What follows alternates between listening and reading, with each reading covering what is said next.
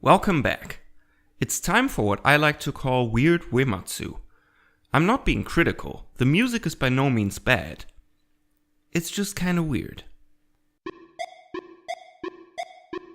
While attempting to obtain some underwear to dress up as a pretty girl to try and trick a horny mob boss / pimp into marriage, we wind up at an insect-themed brothel crammed into a tiny bathtub with a bunch of naked bodybuilders. When Uematsu read this plot synopsis, he probably thought, I am going to make this even weirder. So he wrote Honeybee Manor. It starts out with choppy octave jumps that always kinda reminded me of hiccups. I think there might be a reason for this, but we'll get to that later.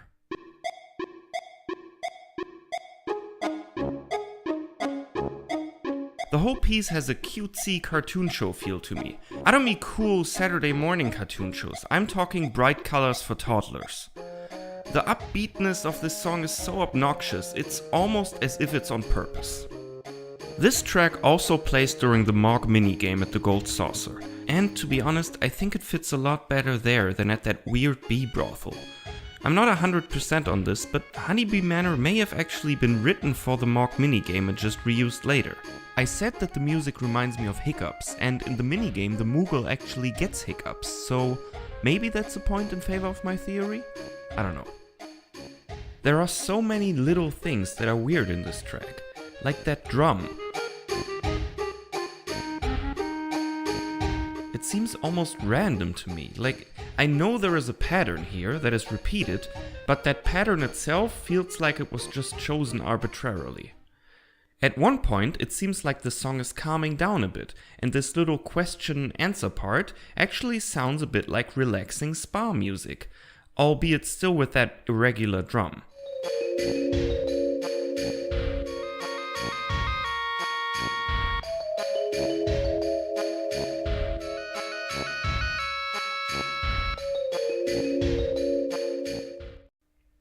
But then Uematsu hits us with this.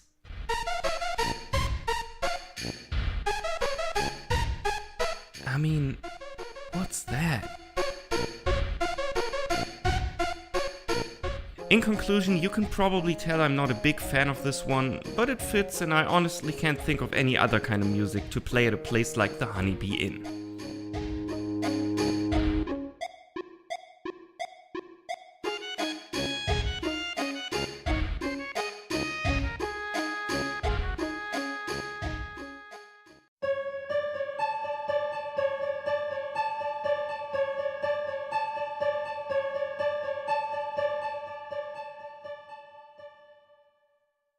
Starting as early as the number 5 reactor, we are introduced to the fact that something's wrong with Cloud. At first it seems like he has seizures, maybe due to him being exposed to so much Mako energy as a member of Soldier. But we soon learn that there are gaps and contradictions in his memory, and he has a severe identity crisis. This plot point is underlined by 2 tracks, the first of which is called Who Are You, while the second one is called Who Am I? I've actually read that Who Are You only has to do with Genova and Sephiroth, but it's played in the Honeybee Inn when Cloud takes the upper room and reality seems to break apart. Even though the reverb and the distortion make it sound like more, the song is only comprised of 4 notes that change key every 4 bars.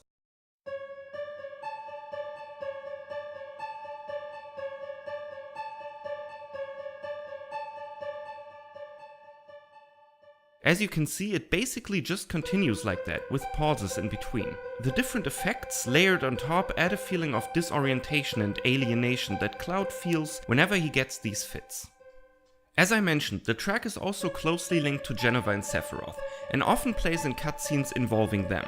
For instance, when we first see Genova's body in the Shinra HQ. The same effects that enhance Cloud's confusion also underline how eerie and alien Genova is. I've heard people say that Who Are You sounds a lot like Gaster's theme from Undertale.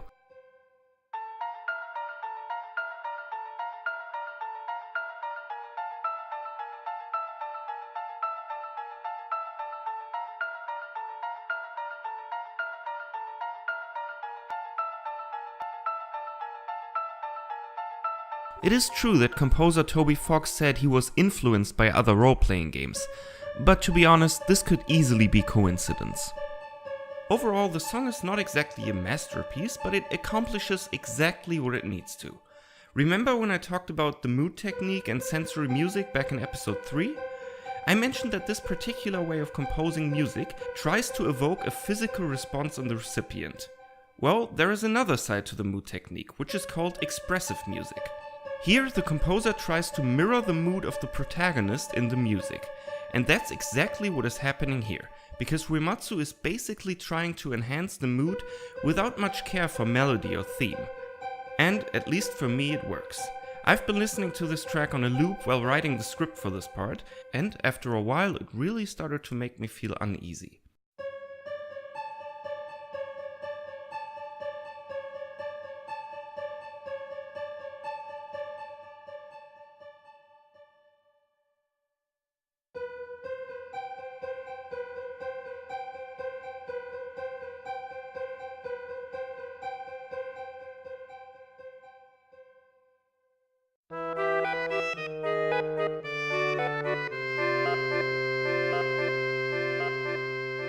We've arrived at Don Corneo's mansion, with Cloud looking as pretty as possible to impress the slumlord. The music is the Don's theme, and it represents him pretty well. It's simultaneously hyped up and lumbering, like a crazy fat guy on speed. The high, fast, chaotic woodwinds are contrasted with the slow brass and timpani to create this effect. It also reflects Corneo's flair for theatricality, because at times it sounds almost like exaggerated theater music. This part especially just reminds me of an exaggerated villain in a play or even an opera.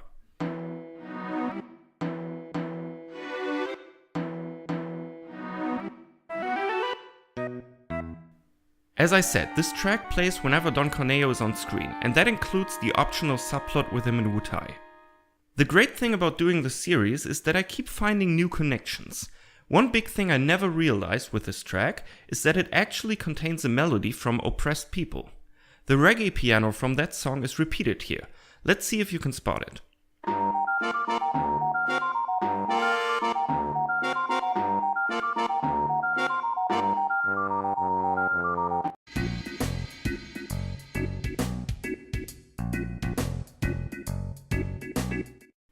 This connection makes perfect sense, of course, since Don Corneo is the most powerful person and, in a way, the embodiment of the slums and the wall market.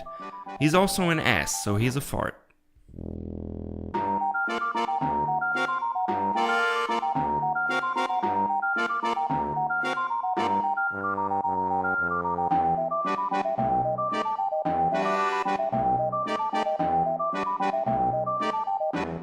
And that was it for part 6.